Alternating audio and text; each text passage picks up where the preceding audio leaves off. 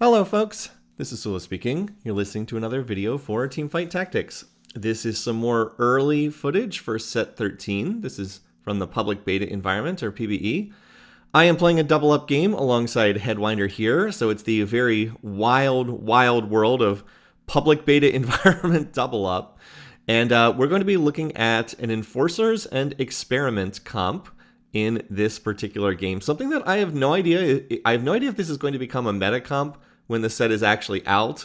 It's just like too early to say. But we've been just testing different things on PBE, trying to experiment, and it's so early in the set that I just thought I'd put some of this footage up on YouTube, talk a little bit about some of the traits. I haven't really had a chance to talk about these traits in the very limited number of videos that I've done on this set so far. So we'll go ahead and just look at some early gameplay here, and hopefully this will be useful to people who are just starting to pick up the set.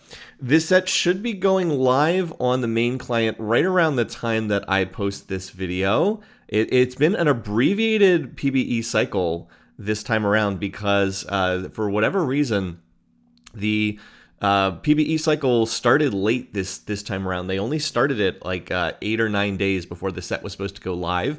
Normally, the set goes on PBE 2 weeks before live, and there was one set that was on PBE for 3 weeks before it launched. So we were expecting a very, and I mean a very buggy launch because this is a cool set, but it needs more work, and it has not gotten that work thus far. Definitely would benefit from another week or two of testing, but it is not going to get that for whatever that's worth. All right, to start out here, I don't really have anything too crazy about. The only thing that I've gotten so far is I did find 3 different Enforcer units here. I found the early Camille, which is kind of the only noteworthy one. And then I also have a Steb pair. By the way, this is one of the several units that is not in League of Legends, but is in Teamfight Tactics, brought over from the show Arcane. And then the other noteworthy thing is I did get a bow to drop here. And bow together with rod means you should be looking to play into Rageblade. You want to play a setup that will make good use of Rageblade, and that's what I'm going to try to do in this game. Now, I didn't really like any of my augments here. I ended up taking this one, which is your units permanently gain 8 health each round based on how much interest you accrue. And I think that this is honestly more of an augment that's geared towards reroll boards because it gives health to units that are on your board. So it inherently favors playing a reroll comp where you're going to have your key units on the board from the very start of the game. It's not nearly so good if you're playing into 4 and 5 costs and then they don't pop up on the board, until like stage 4 or 5 or even stage 6, at which point in time you're not going to get the value out of it. But this is PBE. I did want to go ahead and give this a try because this is one of the new augments, and I figured I'd get at least some value out of it. I don't think it's terrible, but it is another one of those augments where you either want to be rerolling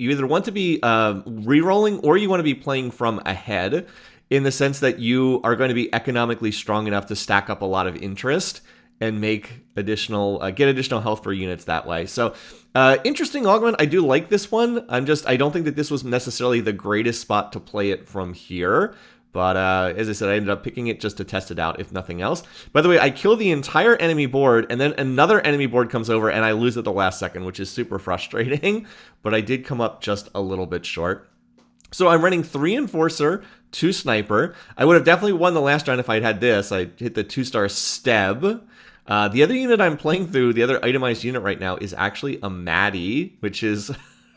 I love this unit's name. This is another one of the characters from Arcane. And she is Enforcer plus Sniper, just as the Steb up there is Enforcer plus Bruiser. I've actually taken the Camille out because she wasn't doing anything.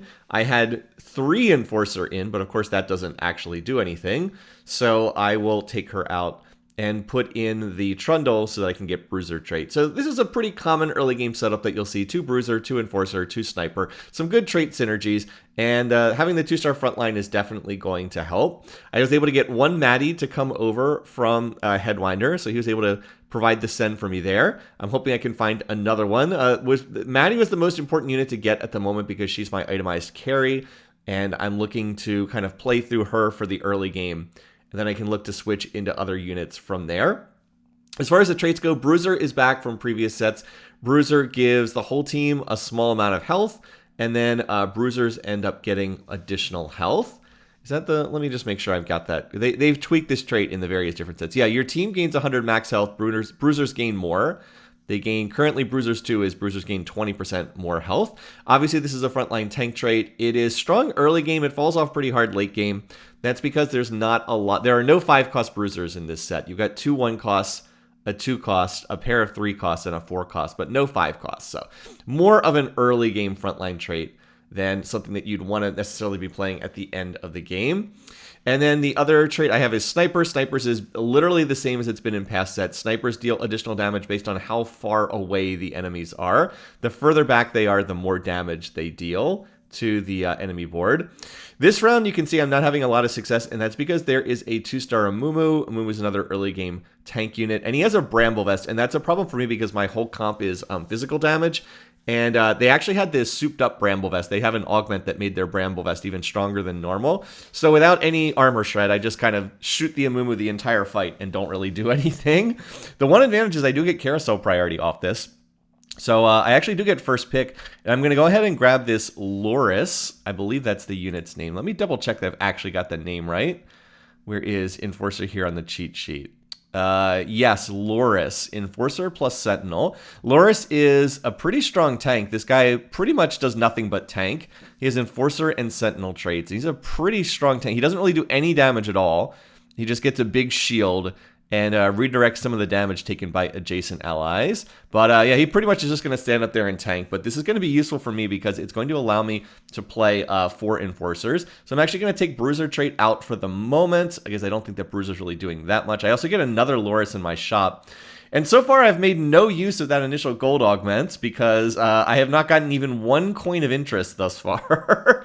But I think I'll be able to get more of that later. And I actually think my board is rounding into shape pretty nicely here with that early Loris. So I drop the Bruiser, and I drop... I guess that's the only trait I dropped, but I do go up to 4 Enforcer. Okay, so what does Enforcer trait do? As I said, this is one of the big scaling verticals in the set. Going to be one of the traits, I think, that defines the set along with like a half dozen other big verticals. Interesting trait here. Does a couple different things. I'll read the formal trait description. Combat start. Enforcers gain shield and damage amp. So those are kind of the 2 things that the trait does as a base value. All the Enforcer units get a shield at the start of the fight. The deeper you play into the trait, the bigger the shield is. They also get damage amp, which means that they just do more damage from all sources. By the way, there I get the 2-star Maddie, and that's a pretty big hit.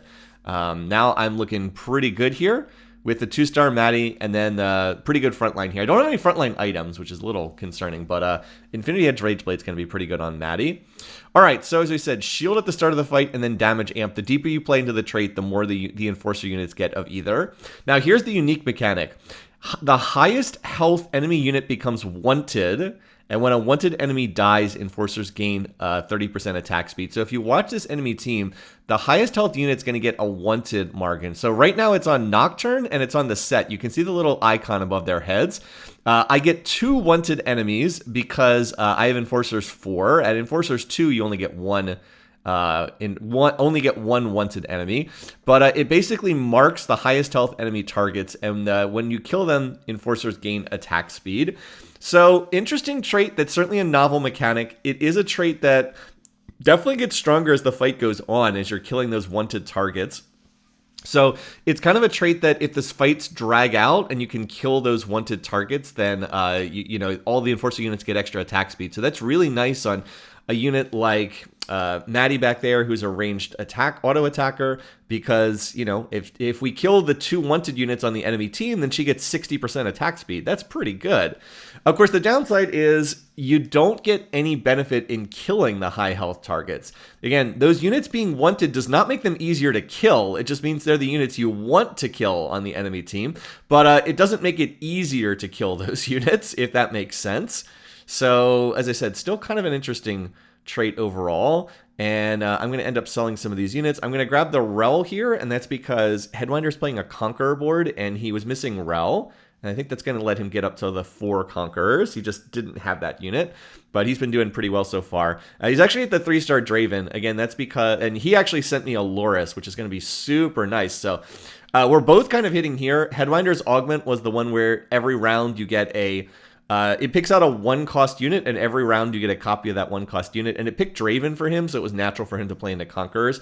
And then I was able to take a Loris off Carousel. I found one in shop, and then Headwinder sent me another Loris. So I have 2-star Loris. That's a 3-cost unit, like a 2-star 3-cost unit on 3-1. Gonna be pretty strong. So I opt to play into this by making the redemption early on. This is a team comp that doesn't have a ton of uses for tiers. Like you can, like I could probably do like Spear of Shojin, and it wouldn't be terrible on Maddie back there because she does have a high mana cost, but it's definitely better, I think, to make the redemption here. It's going to make my tank line, my front line really, really tanky for this stage of the game. And I think that I can win streak off of this because like I'm hitting decently thus far. And with Headwinder also having a 3-star Draven who can come over and reinforce, hopefully we'll be in a position to win streak. Now, I do want to play a little bit greedier than normal here because I did take that augment at the start of the game. That gives me, remember, additional health on my units based on how much interest I'm stacking up each round.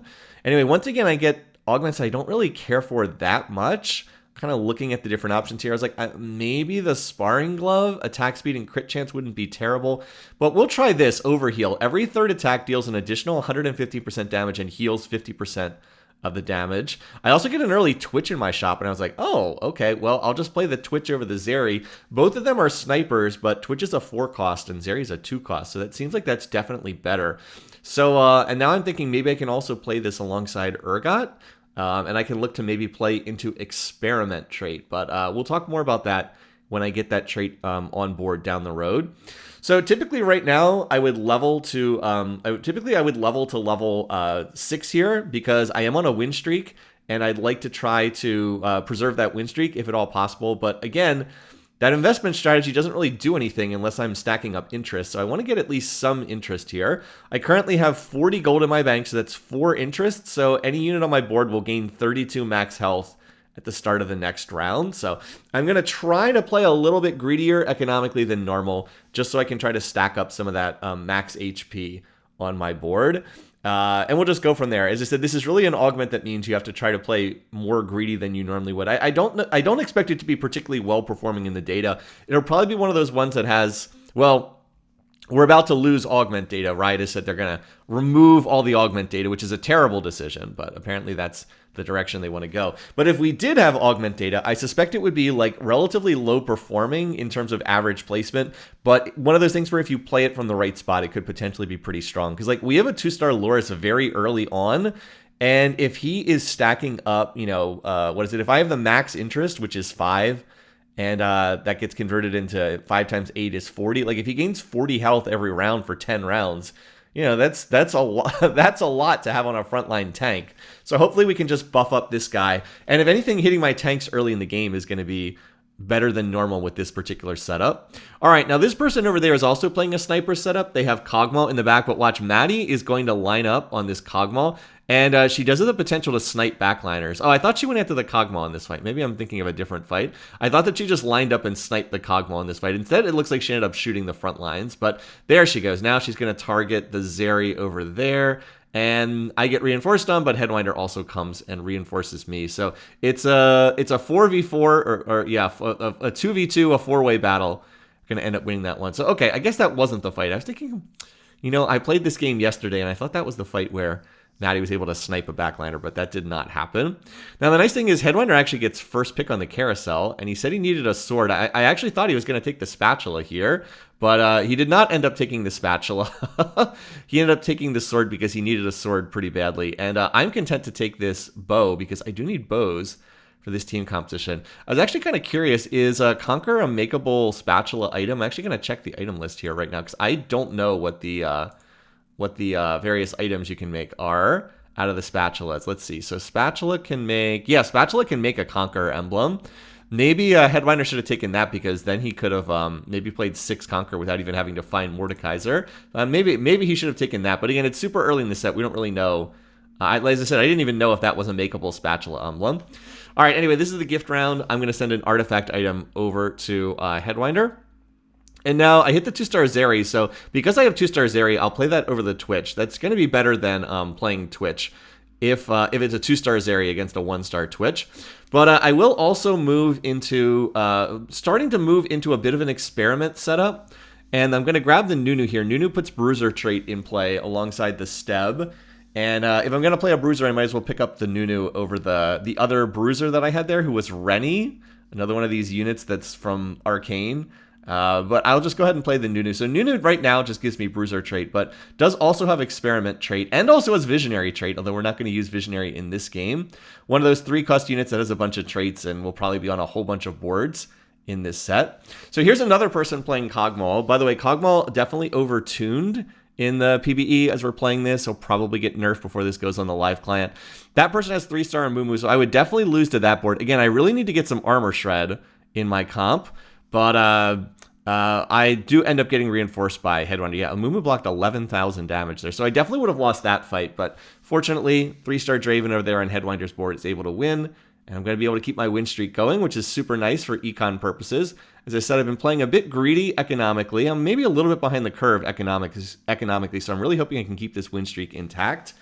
And I do definitely need to get some kind of an armor shred, so I'm hoping I can get a glove and then look to make a Last Whisper on one of my backline units. Last Whisper, of course, always pairs well with Infinity Edge.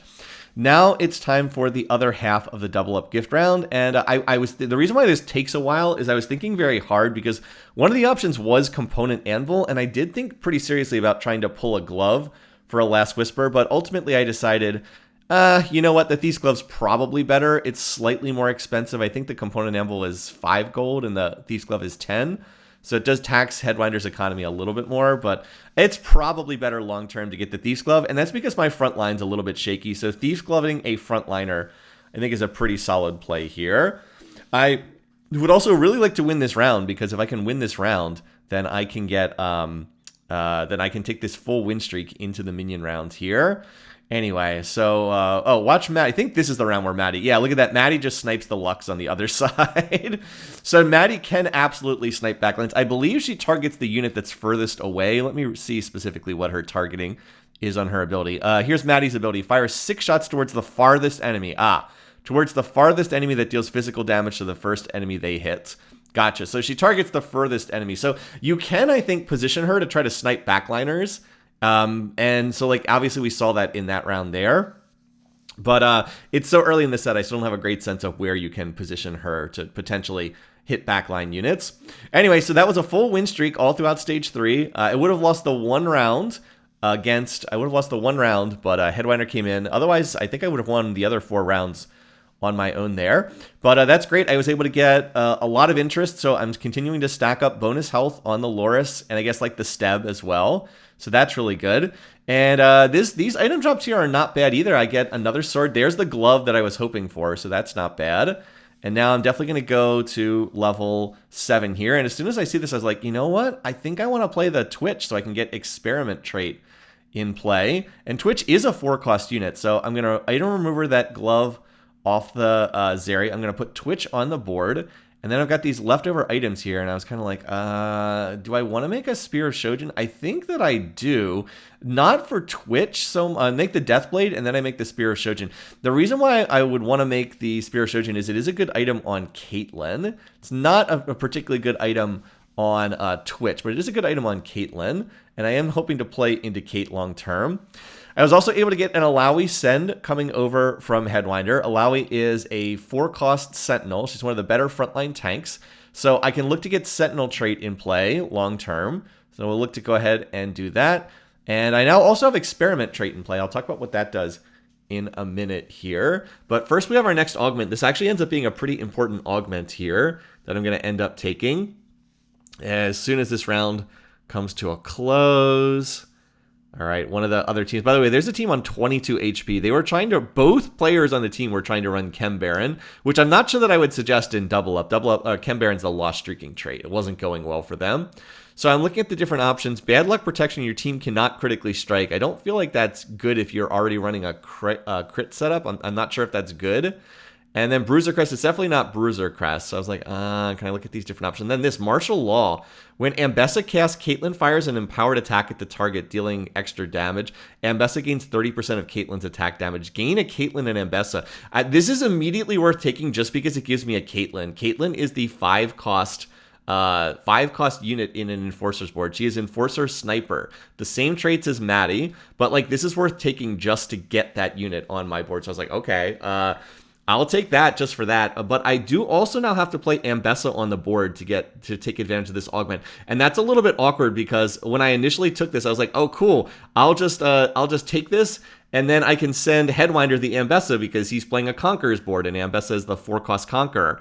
But then I was like, oh, no, wait. I have to play Ambessa myself as well, or else I can't activate Martial Law Augment. I was like, oops, probably shouldn't have taken this augment that that contests my comp and creates overlap between my comp and Headwinder. But it did give me a Caitlyn, so I do think that that's pretty worthwhile to do. So I actually leveled to 8 here, giving up some of that interest for my initial investment augment, just so I can try to put more units on the board. Because now I'm trying to figure out what the heck I'm going to play here.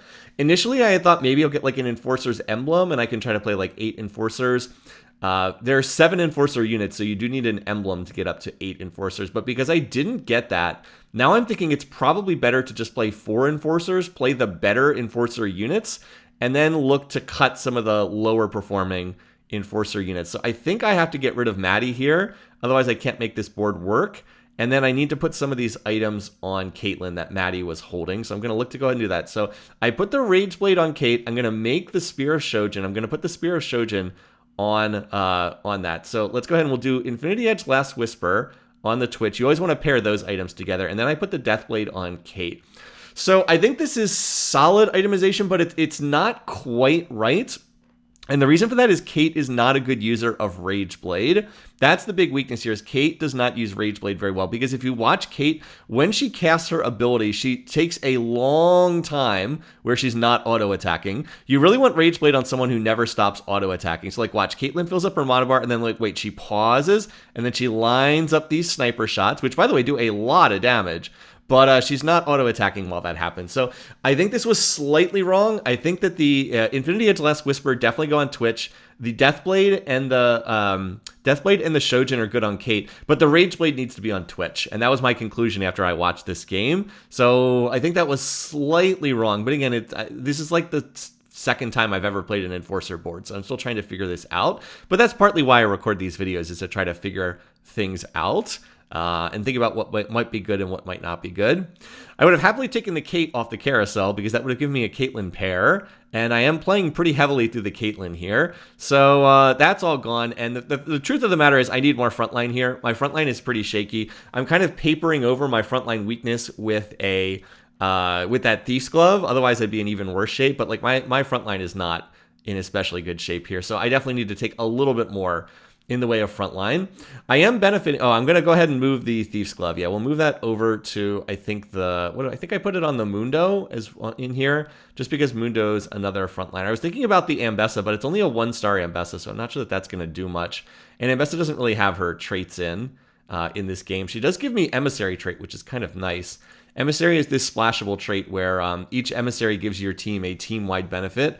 Ambessa is allies gain 2 armor and magic resist for each opponent defeated. So as you kill things in the fights, you get a little bit more armor and MR. This is the board with the 3-star Amumu that's caused a lot of problems for me long term, but like now I actually have armor shred. So like Twitch actually does get his spray and pray off, and he does actually armor shred the Amumu over there. So that makes it a lot easier to kill this unit. So killing the unit's great because then all my Enforcers gain additional attack speed via Enforcer trait. What is it? Kate gets 30% additional attack speed. Now, the problem is I did have to drop down to Enforcers 3 to fit everything on this board. So I really would like to get another Enforcer on the board. But first, we have to do the Anomaly here. This is the unique set mechanic for set 13. On 4/6, you pick one unit and you give them an additional ability. So I was like, this is fine. Gain 30% attack damage. We'll give that to Kate. And then I think she gains an additional amount every time an ally unit dies. So the last unit I want to play is Vi. Vi is the other 4-cost, is the 4-cost Enforcer. So I will put Vi on the board. And then what I'd actually like to do is replace the Mundo with a Urgot because I decided it was better to play the 4 Enforcers for right now than the Alawi. But I do want to get Alawi back in the board because she's a 4-cost unit. She's a good tank. She gives me Sentinel trait, which gives additional armor and magic resistance to the team. What is the official Sentinel is? Yeah, your team gains armor, magic resistance. Sentinels gain triple the value. So that's something I definitely want. And I just want like more frontline there. So this is pretty much the setup. I want to go to level 9 now and put in the Alawi. And I think that this is going to be my team, just all the units I have here, with the exception of if I can find Urgot, I'll take out the Mundo and play Urgot. The reason being that Urgot would put Pit Fighter trait in for Vi, which is a trait that would give Vi a little bit of Omnivamp healing. But I haven't seen Urgot, so if I can't see him, then I'll just continue to play the Mundo. But yeah, Mundo just has Experiment trait and does not have Dominator, which is his other trait. Mundo is pretty much a tank, and honestly, that's not bad. But I do think activating Pit Fighter would be good for Vi. So anyway, this is my board. I'm reasonably happy with how it's working here. I'm basically playing through Twitch and Caitlyn carries.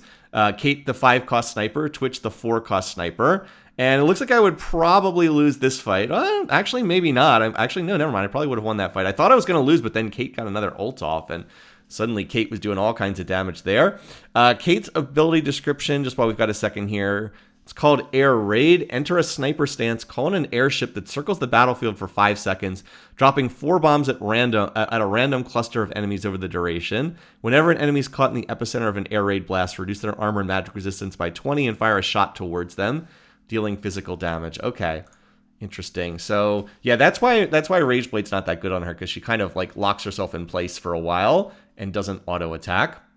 The other unit that I'm playing again is Twitch, and Twitch's ability is basically spray and pray.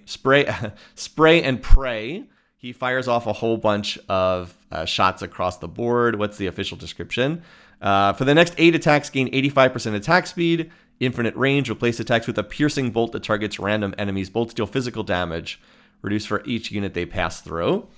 Anyway, well, there with the Alawi 2-star, so I'm just going to go ahead and rush to level 9 here. And I'm still trying to finish out my last item here. I think that Giant Slayer is not bad. So again, overall itemization I think is solid here. Just I wish I could swap the Rage Blade to Twitch and the Giant Slayer over to Kate, because like Kate with Shojin plus Deathblade plus Giant Slayer I think would be fantastic. She'd be really good at shredding tanks. And then Twitch with the Rage Blade, because he never stops attacking, I think would be better. But kind of a minor detail. Anyway, this is the board 2 Martial Law. Obviously, I would not play Ambessa on this board without the Martial Law, but that juices up Kate. So Kate kind of has 2 things, has like a whole bunch of stuff making her stronger here. She has 4 Enforcer, which gives her additional attack speed when we kill those wanted targets. Also gets the damage amp from 4 Enforcer. She has 2 Snipers, so she deals more damage to targets further away. She has Martial Law, which gives her additional damage through her synergy with Ambessa. And then she has the Anomaly as well, which is also giving her additional damage. So I've amped her up like 4 different ways, which is why she's doing so much in these fights. Now I just need to get her 2-starred. The other trait that I'm playing is Experiment trait. So Experiment's a trait that gives individual units an additional benefit. Basically, when you play into this trait, it puts little green hexes on the board. They're officially called laboratory hexes. It makes me think of the Socialite Spotlight from set 6, or if you want to go all the way back to set 2, Rise of the Elements, the elemental hexes that would go on the board. So basically, you get these little green laboratory hexes, and the experimental units standing on them gain additional benefits. At Experiment 3, you gain 2 of them. At the moment, Experiment's a little underpowered on the PBE, so no one's really going above 3 Experiments. So for example, I have Mundo standing in the Experiment hex, and so Mundo's Experiment bonus is on Takedown, that's kill or assist, gain max health for the rest of combat. So as the team gets kills, basically Mundo gains additional max HP. I have made one terrible mistake though. Twitch is not standing on the experimental hex. Yeah, Kate's actually standing on the hex, so Twitch is not standing on it, so I am not getting his experimental bonus, which is just ridiculous. Again, I blame the fact that this is like I think the second time I've ever played Experiment trait. I just hadn't picked up on this. Twitch's experiment bonus is after every 5 attacks, deal physical damage to the nearest enemy equal to 1% of their max health. So it just, basically additional damage that helps him cut through tanks. Anyway, you might have also noticed I went to level 9, so I have basically just given up on my initial augment, the one that gives me more health for the team based on how much interest I have. I pretty much have just given up on that, and at this point, I'm just trying to win these rounds and try to hit my remaining units. I think that if I can hit Kate 2-star and Vi 2-star and Twitch 2-star, I'll be in good shape here. There's finally a Twitch in the shop. This is the very first Twitch I've seen since Stage 3, by the way. You might remember that I had that early Twitch on like 3-2 or 3-3, and I have not seen a single Twitch since then, although I have not been rolling a lot. And then finally this round I realized, oh crud, Twitch wasn't on the experimental hex. So now Twitch will finally get his experimental bonus, which is every fifth attack he deals damage that's based on percentage of max HP to the closest target. So this will definitely make Twitch stronger, but like I have to play him on that Hex. We do not have a lot of support items here in this set, but like if you are playing again, if you do by any chance manage to get like a Shroud of Stillness or a Zephyr, you can pretty easily target experimental players because they got to stand on the experimental hexes. And by the way, this person has a whole bunch of 3-stars on their board, but it doesn't seem to matter. We kind of cut right through them, and Kate does 6,900 damage pretty easily there. We're actually going to knock that team down to 1 HP. So we've got one more carousel here. There's not really a whole lot that I want. I don't really need a damage item at this point. Kind of have all the damage items I can use on my backline carry, so I should be looking for a tank item here. I guess I could try to take, like... Well, I might have taken the Hand of Justice and put it on Vi, but Vi, that got snapped up. So I'm just going to take another tank item, and I'll put this over on the Loris. Anyway, there's 2-star Twitch, so that's not bad. I'll take that. And then just keep rolling it down. And there's Vi, so I was like, okay. You know what? I don't actually care about Vi. Oh, I was actually looking for Urgot. I actually went past Urgot there. That's disappointing. I actually had an Urgot in my store. I was looking for him, but I missed that one because what I would have done is I would have sold the Mundo and bought Urgot and then moved that Thief's Glove to Vi. And that, I think, was the play there. I should have seen that. But I did hit 2-star Twitch, so that's going to make a pretty big difference. And I also hit 2-star Vi, which is going to be nice as well. So the other thing I really need is the Kate. If I could just find one more Kate. Headwinder did send me one. So I've actually not seen a single Kate myself in this game.